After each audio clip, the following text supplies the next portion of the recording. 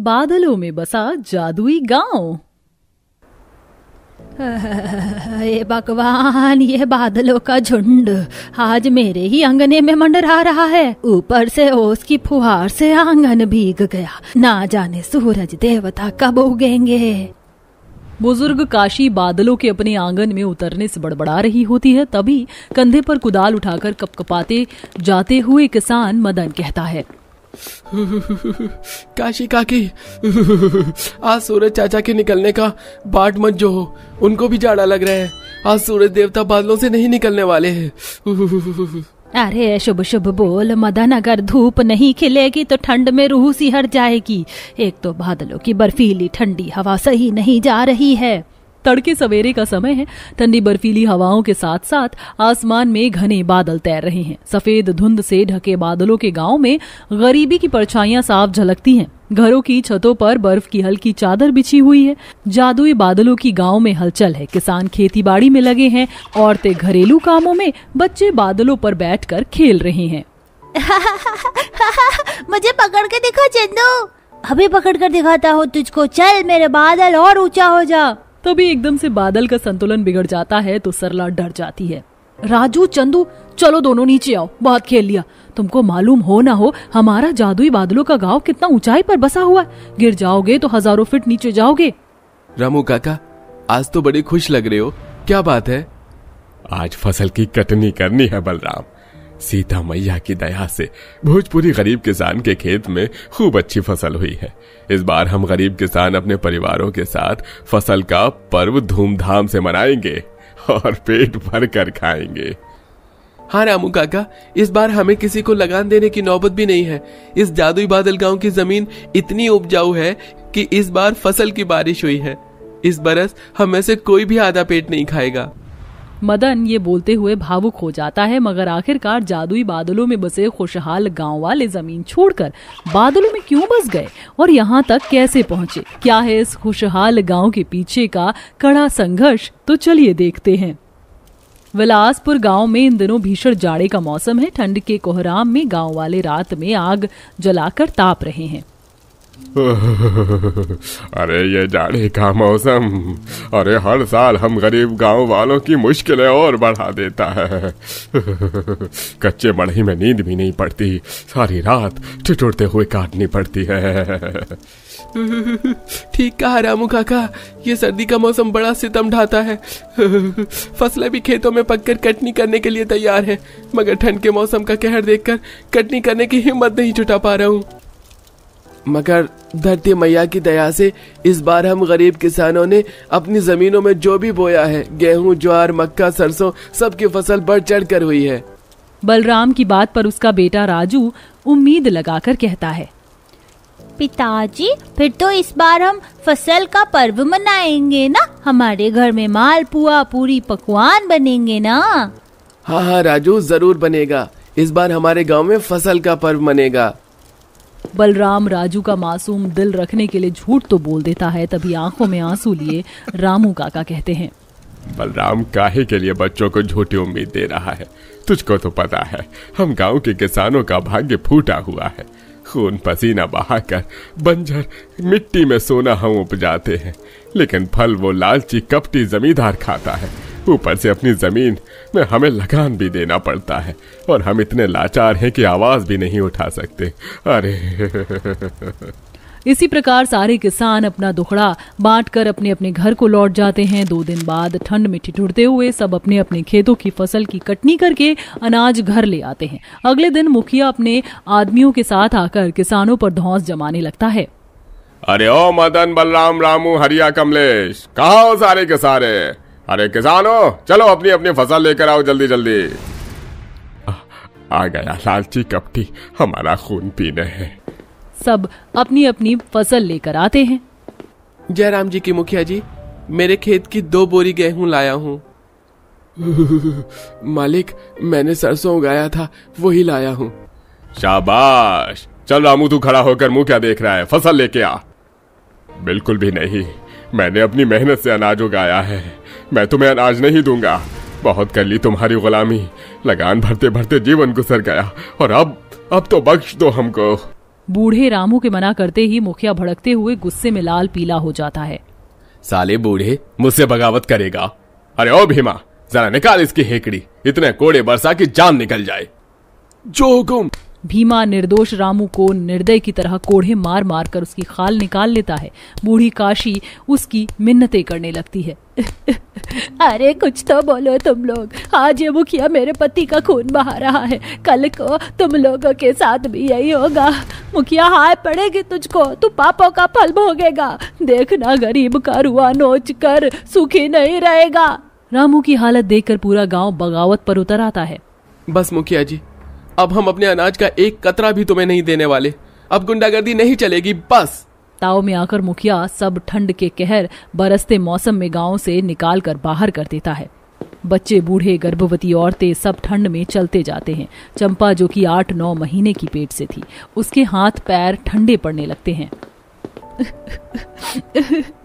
मदन जी, अब मुझे और चला नहीं जाता, ठंड लग रही है। हे भगवान, और कितने कहर तोड़ेगा तू हम पर? क्या तेरी लाठी में न्याय के लिए आवाज नहीं है? पूरे गांव वालों की हालत ठंड में बदतर हो जाती है। तभी आसमान के झरोखे झूल जाते हैं। देखते देखते कई सारे बादलों का झुंड खंबे के रूप में उन पर आ जाता है। सबको गर्माहट महसूस होती है। अम्मा देखो, बादल तो जमीन पर आ गया। ऐसा पहले तो कभी नहीं हुआ। ये कैसा चमत्कार है? बादल जमीन पर कैसे आ सकता है? तभी देखते ही देखते बादलों की सीढ़ियां बन जाती हैं और भविष्यवाणी होती है। भयभीत मत हो, मैंने तुम्हारे पुरखों के साथ वचन लिया था, जब इस गांव पर दुख विपदा पड़ेगी तो मैं जादुई बादल ढाल बनकर रखवाली करूंगा। चलो, जादुई बादलों के गांव में चलो। एक एक करके गांव वाले बादलों की सीढ़ी से अनोखे जादुई बादल के गांव में आ जाते हैं, जहां बादलों के सुंदर घर थे, उपजाऊ जमीन थी, पंछियों की चहचहाहट, शुद्धता थी। बादलों पर बसा ये जादुई गांव तो किसी खुली आंखों से देखे गए किसी सपने की तरह है ना? और जमीन की तरह यहाँ भी खेत खलियान सब है काकी। अब हमको उस मुखिया के जुल्म तले दबकर नहीं रहना पड़ेगा। हम उस बंधुआई से निकल आए। फूलो फलो और इस जादुई बादलों के गांव में बस जाओ। पूरा का पूरा गांव जादुई बादल गांव में खुशहाली से रहना लगता है। किसान लोग जमीनों में फसल उगाते हैं। पंछियों की चहचहाहट से बादलों की प्रकृति को मनोहर बना रही थी। सुबह की बेला में जादुई गांव में चमकता सूरज किसी खरे सोने के जैसे रोशनी फैलाता था। इसी प्रकार सारा दिन गुजरता था। अरे मदन, देख मेरे खेत की गेहूं की बाली कितनी बढ़िया दानेदार हुई है। इस बार तो अनाज के व्यापारी अच्छा दाम देंगे। काका, मेरे भी खेत के सरसों खूब फले हैं। इस साल तो खुशहाली का है। अब गुजर गए वो गरीबी के दिन। कल तो हमारे गांव में अलबेली दावत होगी, दावत। हाँ काका, कल हम जश्न मनाएंगे और खाएंगे पिएंगे, विश्राम करेंगे। अंत में पूरा गांव फसल के पर्व की तैयारी में जुटा होता है। महिलाएं अपने अपने घरों में चूल्हे पर ढेरों पकवान बनाती हैं। बच्चे नए नए कपड़े पहनकर खुश होते हैं। वहीं दूसरी तरफ जमीन पर बादलों का ऐसा बवंडर और तेज आंधी तूफान उठता है जिससे मुखिया का घर तिनकों की तरह उजड़ जाता है। हे भगवान, मैं तो लुट गया, बर्बाद हो गया, मेरा घर टूट गया। अब तो देखते देखते बर्फ के ओले गिरने लगते हैं। मुखिया की हालत ठंड में ठिठुर कर भीगी बिल्ली की तरह बन जाती है। अरे हे भगवान, ये जानलेवा ठंड तो जान निकाल लेगी। अरे कहाँ जाऊँ? जादुई बादलों का गांव वही एक ठिकाना है। मुखिया जैसे ही जादुई बादलों के गांव की सीढ़ी पर चढ़ता है तो ऊपर नहीं पहुंच पाता। हे भगवान, मैं ऊपर क्यों नहीं जा रहा हूँ? अरे कोई मदद करो, मैं लालच छोड़ दूंगा, मेरे प्राण की रखवाली करो। जैसे ही मुखिया लालच को मन से मिटाता है, वो बादलों के गांव में आ जाता है, जहां गरीब उसके हाल पर तरस खाते हैं और उसे खाना भी देते हैं। अंत में सब लोग मिल बांट कर खाते पीते हैं। अपने मददगार स्वभाव के कारण जादुई बादलों की गोद में बसा गरीब गांव पूरी तरह समृद्ध खुशहाल गांव बन गया था। ये ढाबा नहीं, मेरे लिए मंदिर है, और ये कस्टमर भगवान, जिन्हें मैं रोज अपने हाथ से खाना बनाकर खिलाती हूँ, और इसी से मेरा घर भी चलता है। राम सिंह सुमित्रा के पास आकर, सुमित्रा, कल से तुम इस ढाबे का खाना नहीं बनाओगी। मैंने ढाबे का खाना बनाने के लिए कोई और बावर्ची ढूंढ लिया है। लेकिन क्यों सेठ जी, आप ऐसा क्यों कह रहे हैं? मुझसे ऐसी क्या गलती हो गई जो मुझे आप इस तरह काम से निकाल रहे हैं? मैं तो इस काम को हमेशा अपने मंदिर की तरह पूछती हूँ। अगर मुझसे कोई गलती हुई हो तो मुझे बताइए सेठ जी, लेकिन मेरे साथ ऐसा मत करिए। मेरे छोटे छोटे बच्चे हैं, मैं कैसे उनका पेट पालूंगी? हाँ, बहुत देख ली तेरी ईमानदारी, लेकिन बस अब और नहीं, कल से यहाँ पर आने की कोई जरूरत नहीं है। जहां सुमित्रा अपने काम की जगह को मंदिर मानती और ग्राहक को भगवान मानती थी, तो आखिर क्यों इतनी ईमानदारी से काम करने के बाद भी राम सिंह उसको अपने ढाबे से निकाल रहा था? क्या सच में सुमित्रा ईमानदार थी या राम सिंह को उसकी कोई सच्चाई पता चल गई थी? आइए जानने के लिए चलते हैं कहानी में थोड़ा पीछे। माँ, आपके हाथ के खाने में तो जादू है। आप कितना स्वादिष्ट खाना बनाती हो। अच्छा बाबा, बस करो अब, तुम तीनों सो जाओ, बहुत रात हो चुकी है। माँ, ऐसे हम नहीं सोने वाले। पहले आप हमारे साथ सोइए और हमको लोरी भी सुनाइए, क्योंकि जब आप लोरी सुनाती हैं तो हमें बहुत अच्छी नींद आती है। अच्छा, तो मेरी राजकुमारियों को लोरी सुनना है। चलो ठीक है, आओ मेरे पास आकर सारे लेट जाओ, मैं तुम्हें लोरी सुनाती हूँ। सुमित्रा बड़े ही प्यार से अपनी तीनों बेटियों को अपने पास बुलाती है और उन्हें लोरी सुनाना शुरू करती है।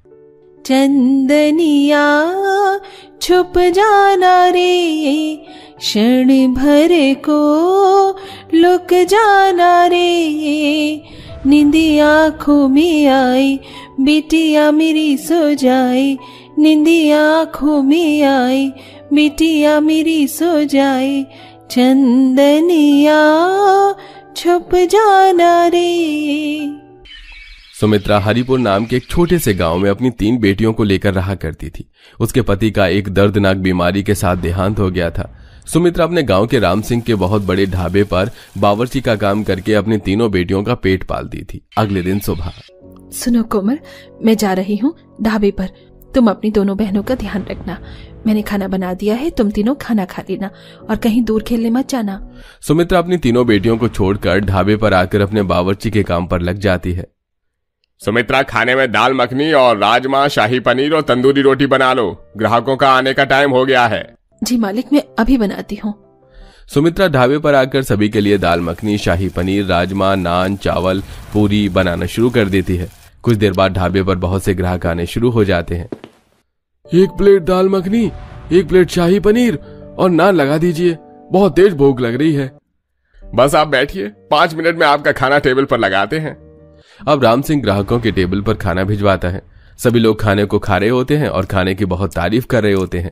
देखते ही देखते पूरा ढाबा ग्राहकों से भर जाता है।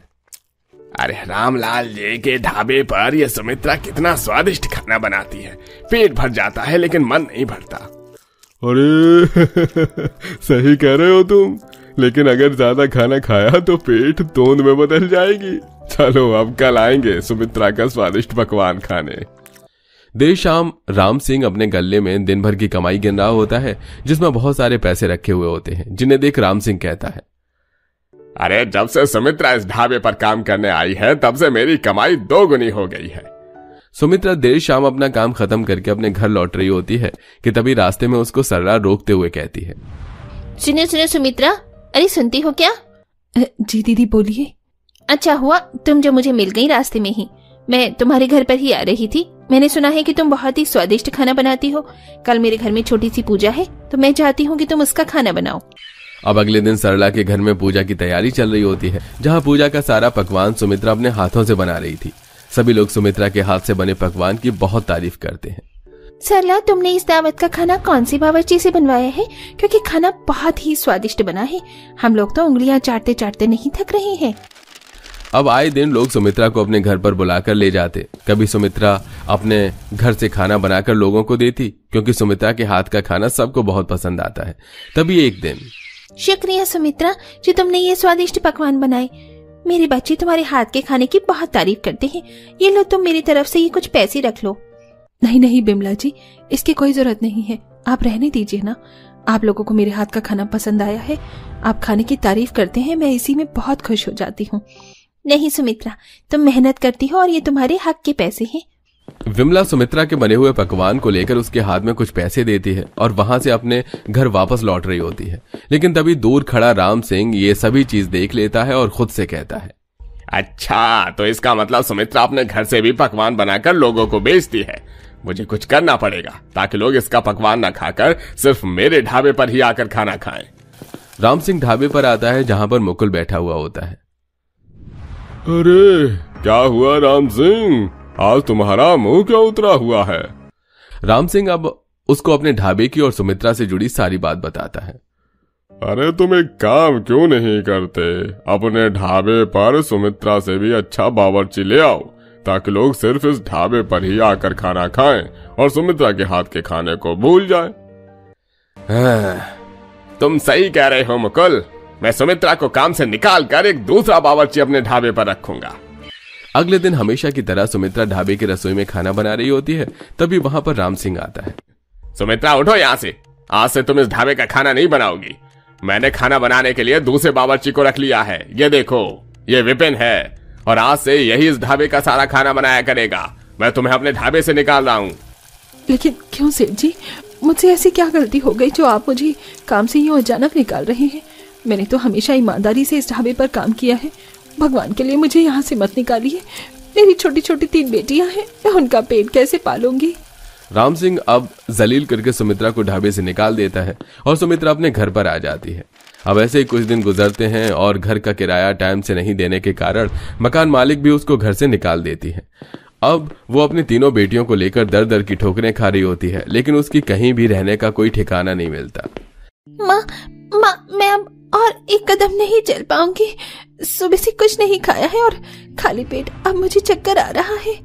कोमल की बातें सुनकर सुमित्रा बहुत घबरा जाती है और वहीं रुक जाती है। तभी सुमित्रा को पास में ही एक गहरा कुआं नजर आता है जो कचरे से भरा होता है, जिसे देख सुमित्रा अपने तीनों बेटियों से कहती है, सुनो मेरी बच्चियां, अभी हमारे पास रहने की कोई दूसरी जगह नहीं है और कोमल की भी तबीयत कुछ ठीक नहीं लग रही है।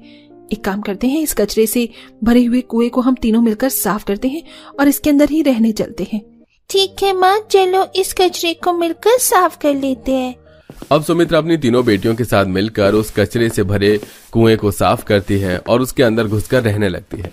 अगले दिन सुबह कुछ लोग उस कुएं में कचरा फेंक रहे होते हैं। तभी सुमित्रा गुस्से में बाहर आकर कहती है, अरे तुम लोगों को दिखाई नहीं देता है क्या कि कोई इंसान इसके अंदर रह रहा है? जहाँ मन किया वहीं कचरा फेंकना शुरू कर देते हैं। खबरदार, जो आज के बाद इस कुएं में किसी ने भी एक कचरा फेंका तो। अरे बड़ी पागल औरत है, इसको पता नहीं है क्या कि ये कुआं कई सालों पुराना है और यहाँ सिर्फ सब लोग इस कुएं में कचरा ही फेंकते हैं। अब कुछ दिनों से यहाँ आकर रहने लग गई है तो हम लोगों को ही कचरा फेंकने के लिए मना कर रही है। इस सालों पुराने कचरे के कुएं के लिए हमसे इतना लड़ रही है। अगर ये पानी का कुआं होता तो पता नहीं क्या करती। अब आए दिन सुमित्रा का लोगों से कचरे को कुएं में फेंकने के लिए लड़ाई होती, लेकिन फिर भी सुमित्रा रोज कचरे को कुएं से साफ करती और फिर उसी कुएं में रहने लगती। तभी एक दिन, पता नहीं हम लोगों का अपना घर कब होगा और न जाने कब तक हमें यूं ही लोगों के कठोर व्यवहार से गुजरना पड़ेगा। सुमित्रा उस कुएं में बैठकर ये सब बोल रही होती है कि तभी कुएं में से एक आवाज आती है, क्या हुआ सुमित्रा, तुम इतनी परेशान क्यों हो? मैं हूं ना, मैं करूंगा ना तुम्हारी मदद। कौन बोल रहा है? कौन हो आप? ये आवाज कहाँ से आ रही है? सुमित्रा घबराओ मत, ये आवाज इस कुएं में से आ रही है। ये कोई साधारण कुआं नहीं है, ये एक जादुई कुआं है जो कि कई सालों से श्रापित था, लेकिन तुमने यहाँ पर आकर इसे साफ किया और यहाँ पर रहना शुरू किया, जिस वजह से इस कुएं का श्राप खत्म हो गया है। इसलिए अब ये जादुई कुआं तुम्हारी मदद करना चाहता है। मैं सब कुछ जानता हूं सुमित्रा कि तुम कितनी लाचारी से गुजर रही हो और उस सेठ ने तुम्हारे साथ क्या क्या किया है, तुम कैसे बेघर हुई, लेकिन अब तुम चिंता मत करो, अब यह जादुई कुआं तुम्हारी मदद करेगा। जादुई कुएं की बात सुनकर सुमित्रा की आंखों से आंसू बहने लगते हैं और देखते ही देखते वो जादुई कुआं एक कुएं के आकार का आलीशान घर बनाकर तैयार हो जाता है। माँ, ये जादुई कुएं का घर तो कितना आलीशान लग रहा है। सुमित्रा अपनी तीनों बेटियों को लेकर उस जादुई कुएं के घर में रहना शुरू कर देती है और कुछ दिन बाद उस जादुई कुएं के घर में ही सुमित्रा अपना ढाबा भी खोल लेती है। अगले दिन, माँ भैया, मुझे ये ढाबा कुछ यूनिक लगता है, चलिए इसके अंदर जाकर खाना खा कर आते हैं। पूरा परिवार सुमित्रा के जादू कुएं के ढाबे के अंदर जाते हैं, जहां सुमित्रा सबके लिए पकवान बनाती है और जो पकवान सबको बहुत ही स्वादिष्ट लगता है। सही कहा मालती तुमने, ये ढाबा जितना यूनिक है इसका पकवान उतना ही स्वादिष्ट है।